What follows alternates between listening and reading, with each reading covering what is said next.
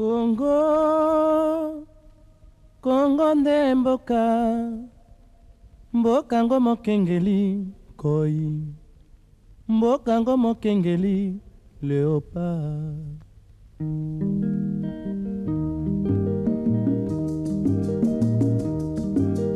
Mikolo tosekanaki na mosolo ya mboka Congo ekoki, tofungwani misolelo, tomoni bozoba nyonso tosali mpo ya kobongisa Congo Avenir. Ebongi tosala moto nyonso ata mwana. Congo ya mosolo mpembe ya nzoku, Congo ya bwanya kasa ya mbila, Congo ya makasi moto ya nkoi.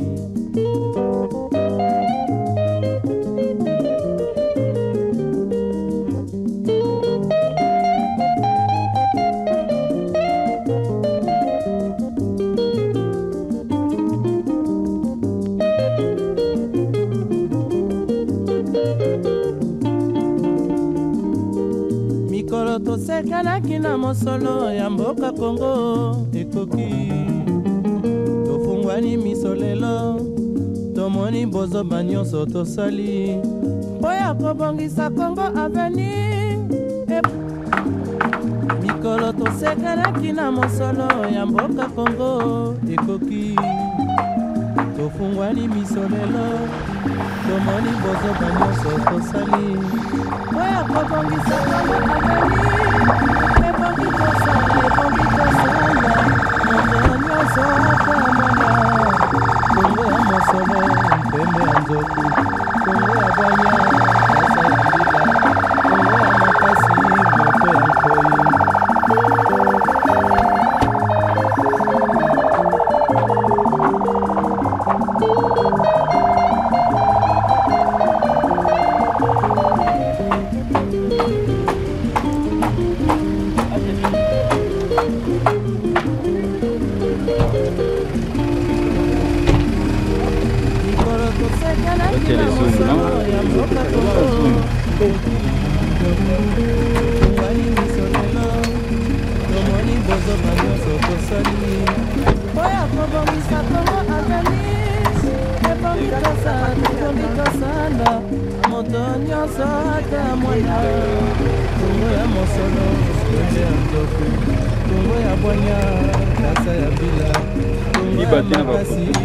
ya nkoi. Excellences, mesdames la ministre d'État et ministre du Peuple, je suis le coordonnateur national de la CEPEF. Nous sommes aujourd'hui dans les territoires de Bangalore. Le PDL a prévu ici 19 infrastructures, un bâtiment administratif, 6 centres de santé et 12 écoles primaires. Le taux global d'exécution des travaux du territoire dans le territoire est estimé à 55%. En ce qui concerne le bâtiment administratif ci-présent, le programme de la promotion se présente comme suit. Il y a un hall d'entrée, un bureau de l'administratif territoire, 2 bureaux pour les administrateurs territoriaux adjoints, un secrétariat, 8 bureaux pour les administratifs et une salle de réunion avec les sanitaires. À ce jour, le taux physique d'exécution des travaux est à 50% pour ce bâtiment. Oui. La réception technique au 15 août pour ce bâtiment. Alors, la collaboration entre la CFF, nous ne cessons jamais de le dire, la CFF, la mission de contrôle et l'entreprise Intercom qui exécute les travaux est très très bonne. Aucune facture n'est en souffrance. Nous remercions les coordonnateurs de la CFF pour ses interventions personnelles dans toutes les situations qui peuvent.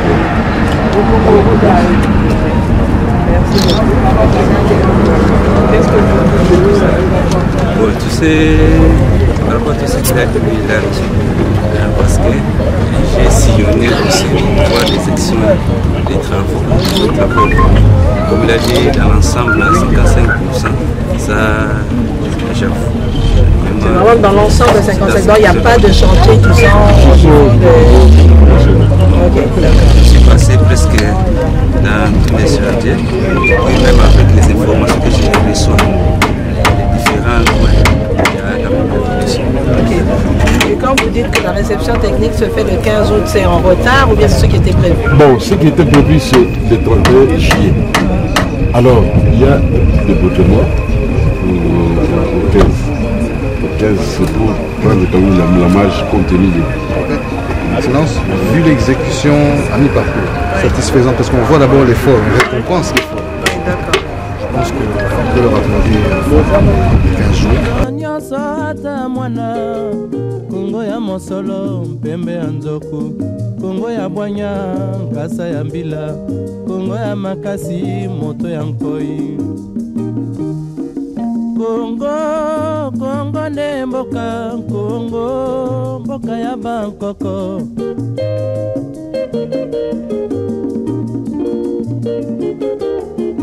kongo bokomona pamba lobi mbokolula yango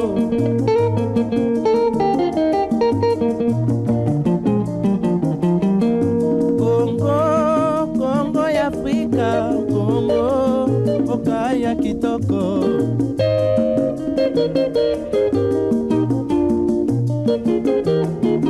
kongo ya batu mayele kongo bakobikisa yo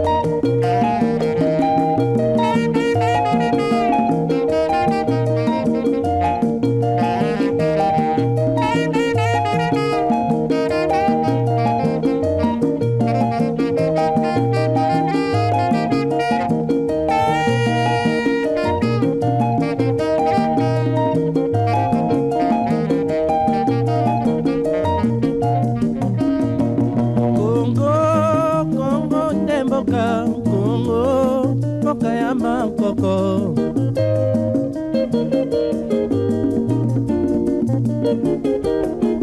kongo mboka mwana pamba lobi mbokolula yango. Dans notre territoire, nous avons 19 sites où les travaux sont en train d'être exécutés. Dans l'ensemble des secteurs, chaque secteur a des ouvrages qui sont en train d'être construits. Bien que la répartition n'est pas équitable, mais quand même il y en a. Sauf, je peux dire, par erreur, par ignorance, le secteur de Komsil. Actuellement, il n'y a pas de construction par rapport aux infrastructures sanitaires et scolaires. Et j'avais discuté avec les responsables de CFF, ils m'ont dit que ça c'était la première phase. La deuxième phase de la construction des écoles va venir. On va privilégier là où il y a eu un certain le nombre n'était pas suffisant. Donc je peux dire tous les secteurs du territoire de Mbanzambungu, il y a des travaux de 145 territoires. D'autant plus, j'ai dit le secteur de Komsil n'est pas bénéficiaire de cette première phase de la construction des bâtiments. Mais il est aussi bénéficié parce que c'est le seul secteur ici, dans notre territoire de Mbanzambungu, où on verra la route être construite, qui sera bétonnée. Ça c'est un grand bénéfice aussi pour le secteur de Komsil.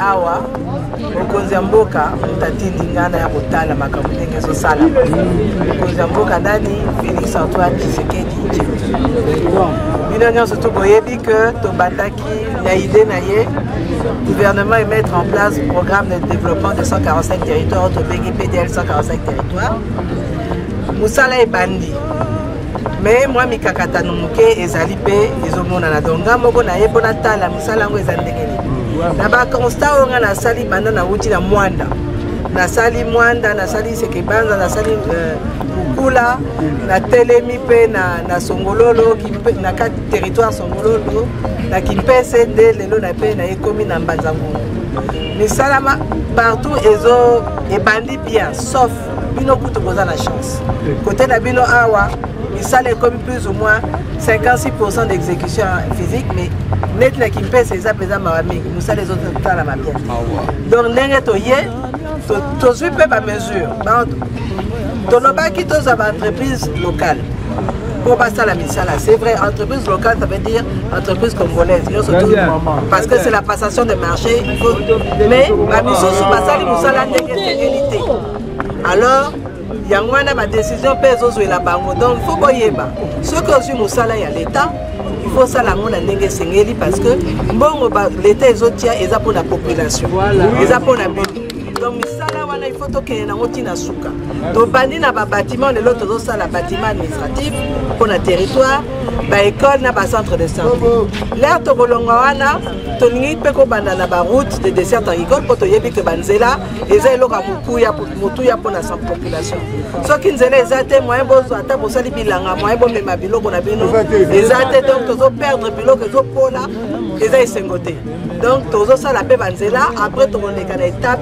oya kotia courant esika oyo eza te tokoka peut-être kotia yango partout te mais tosala malembe esika tokokoka kosala et puis après tokokota makambo ya agriculture mpona kopesa possibilité na bamama na bapapa oyo bazosala bilanga bakoka kodéveloppe yango bazando ezala à partir du moment toza banzela bakokolona biloko bateki na bazandu et puis oyo mpe akokoka kotransforme asali mwa jus na ye mwa eloko na ye ekosunga kaka bato nyonso tout donc eloko nga nayelaki mpo batindi ngai yango wana ngai sikoyo nazokende kopesa rapport na Kinshasa oyo na makambo oyo namoni parce que président Félix Antoine Tshisekedi aza mpenza na volonté ya kosala eloko aza na souci ya population mais eza facile te malembe tozokende tozokoba bao mosusu bakoloba o azosala bapromese azoréalité te bilembo yango bozomona malembe tozokende malembe donc vraiment pour continuer à soutenir pour ndenge toza awa soki soutien eza te mpe eza mwa pasi bato bayeba ke non eza nango difficile banzela oyo eza kokufa depuis combien d'années? Est-ce que lelo nyonso to ekosala na mbala moko ko mpe boraisonne kote wana boyebisa mpe bato mbala moko ekozala difficile mais malembe tozosala yango mpe tokokoma donc nalingi vraiment na remercier bino ndenge bino nyonso bosangani ya po boyambanga nazoumela te nazoleka nzela mais peut-être nzambe akopesanga possibilité nazonga lisusu tokoka kosangana